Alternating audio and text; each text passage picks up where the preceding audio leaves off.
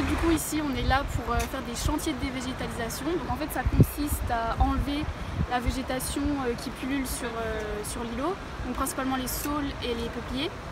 Parce qu'en fait du coup on enlève cette végétation pour que ce soit un habitat favorable pour les sternes, parce qu'en fait elles nichent sur l'îlot mais seulement sur les bancs de sable.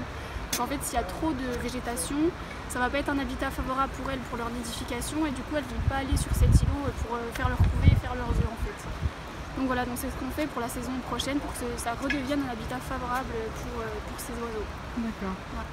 En fait, le but, ça va être vraiment de déraciner tout ce qui va être saule, par exemple, et peuplier, parce que c'est les deux arbustes majoritaires qui vont empêcher la nidification. Parce qu'en fait, par exemple, nous, on travaille sur les sternes, et les sternes, elles vont avoir besoin vraiment d'un habitat assez dégagé, justement, au cas où s'il y a des prédateurs, et les repérer en avance. On va faire 11 chantiers en tout, je crois, principalement sur cet îlot-là, donc à Tours, au pont Wilson, sur aussi un îlot à Amboise, près du pont de la Déviation, en dessous du pont de la Déviation, et aussi un chantier sur l'îlot du Ponceau qui se situe à Saint-Marc-la-Pile, parce que c'est là qu'on a la plus grande colonie de sternes.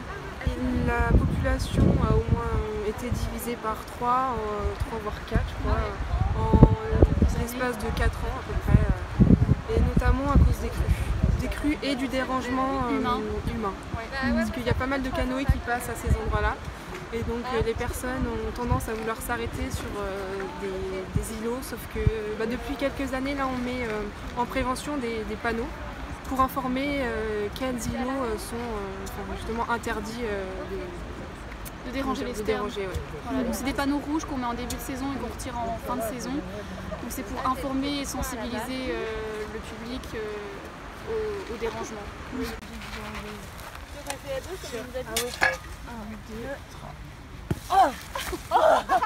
Yes. C'est pas toujours évident, non? Non, c'est vachement dur. Enfin, C'est plus enraciné que ce qu'on pense. juste ça quoi. Petit peu plié.